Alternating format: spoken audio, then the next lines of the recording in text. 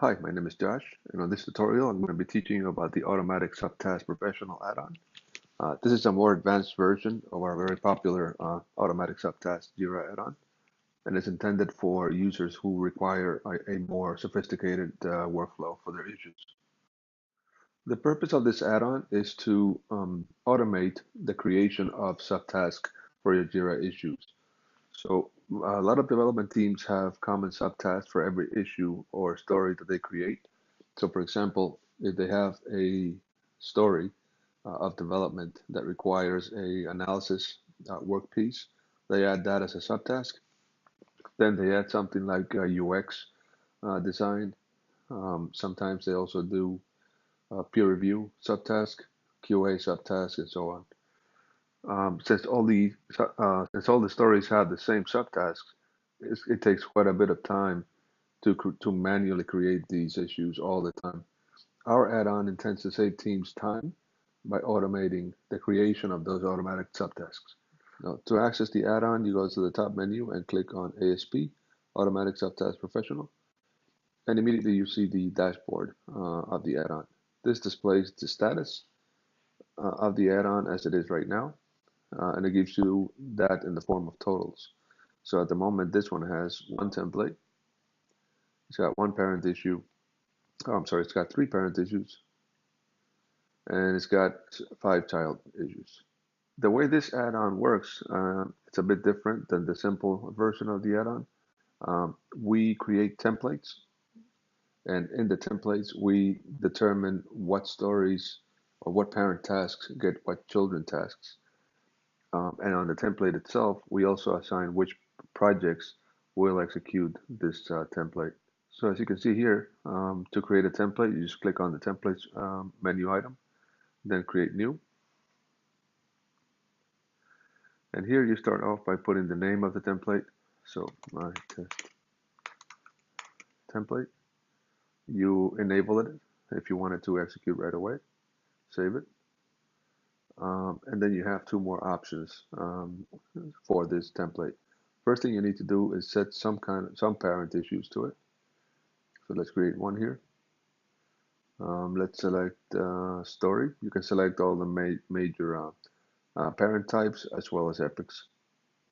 So for every story that's created, add a new child issue of type subtasks. So these are all different types of subtasks, although most Jira instances just have one subtask called subtasks. But you can add as many as you want and they will show up here. So if we want to reuse some information from the parent task, such as the parent task summary or components or assignee or reporter, we can use that on the child issues. So in the case of analysis, we can always say, take the summary from the parent and add analysis completed. You can do the same in the description field. So we can say assignee, and then, or actually reporter is better, in case they didn't mark the assignee yet. So reporter, uh,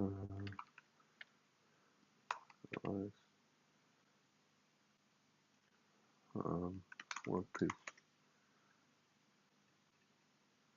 Here you can pick the assignee, default assignee, and you can set original estimates too if you wish.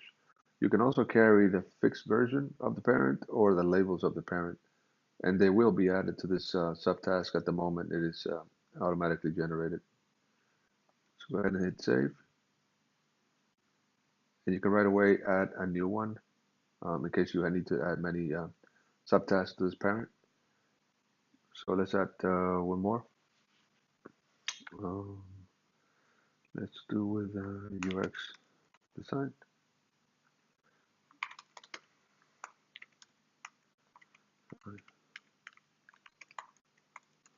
feature. And you can change here the assignee.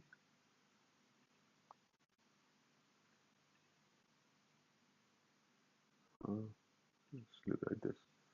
and set a different estimate and save. So now you have a template. The template has um, is using one parent type, which is a story, and every time a story is created, it's going to automatically create these two subtasks for it. So as you can see here on the main templates window, there are no projects assigned to this template as of yet, so not much is going to happen when issues are created on your Jira instance. To execute this template, you need to tell the add-on which projects do you want it to execute on. And you do that in this section here below. So you say, okay, let's use the test project. Every time a story is created for the test project, execute the or add the two child issues that I just specified. So now the template is ready to be executed.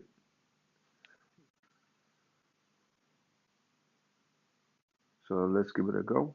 So let's put here test project. We have only set up child task for stories. So test feature development. We hit enter to create it, and now it's created. Let's see what it looks like. Okay, so as we specified, it created the first subtask with the summary of the parent, so test feature development, and then it added more text to it, so it says analysis completed. It has the assignee we specified and the estimations that we specified for it. The second thing it did was it added the other subtask, which is called UX design. It was unassigned because that's the way we specified it, and it also has the 2 hour estimations already set, so it worked perfectly. Now, let's go through a few things that might happen as you're creating your template. One of the things that can happen is that when you assign a project,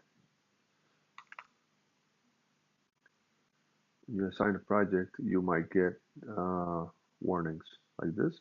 So project management does not contain the following types of issues. Story.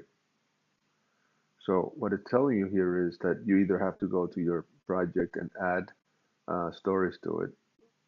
And if you don't, every time, the template is not going to apply to this project, at least not when it comes to story types. You can also see the warning. You saw the warning as a pop-up. You can also see it here on the project section of the template. So you hover over the warning icon and it tells you what the problem is. Now let's talk about conditions. So you can create a template that creates like in this case, a two-child subtask for every story you make for the project specified. But you might have situations where you don't want all the stories to create this automatic child task, even though you specified the project on the template. You can refine that a little further by using conditions. So the conditions are applied at the parent type level. So if you want only certain stories to generate the two child task, you have to go and edit that parent type. Scroll down to the section of conditions, and here you can specify what conditions you want applied before generating this automatic subtask. So let's say that we want only the stories that have that contain in the summary the keyword auto generate, and you save. Now let's try that experiment again. I'm going to go to the test project and I'm going to type test story, and let's see if it generates the automated subtask again. As you can see here, nothing was created. I'm going to reload the screen just to make sure. So no automatic subtasks were created for this story this time. The reason being is because we specified that the two automated subtasks are only going to be created when the summary of the story contains the word or the letters AG. So let's try to do that. Test. story 4, AG.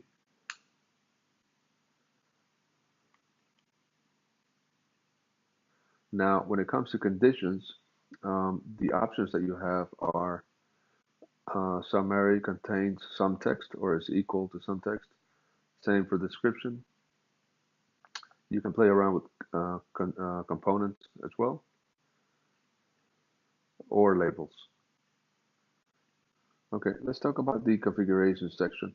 Using the configuration section, you can set the Jira add-on to be accessible only by the groups of Jira users that you specify. This is important for Jira administrators that do not want everybody to have access to the add-on for some reason. So if you have a big company, this task of configuring these add-ons are usually done by a specialized department. And this module allows you to do just that. So here what we're saying is only users from these groups can access the add-on. So if I say ASP team add, so now they can access the add-on and play with it and configure things. But if they're not here, they cannot access the add-on. Let's talk about legacy issues normalization. So what this module allows you to do is to apply templates that you have created to issues that were in your Jira instance prior to you installing these add-ons. So now you can say, first of all, you set up a filter by yourself where you select all the issues that you want normalized. And then you take that filter, you specify it here, and execute. When you execute this normalization process, the add-on goes through every issue on that filter and applies template to it if it applies. That way, every issue that we had in this example, any issue that we had on the test project 1.0 that was here before we installed the add-on, is going to get 2 child issues per story that satisfy the condition that we just specified here. So that way you don't have to go back and manually redo all of the stories that did not have the automated child tasks. And that's how you normalized your Jira instance. Let's talk a little bit about the execution log.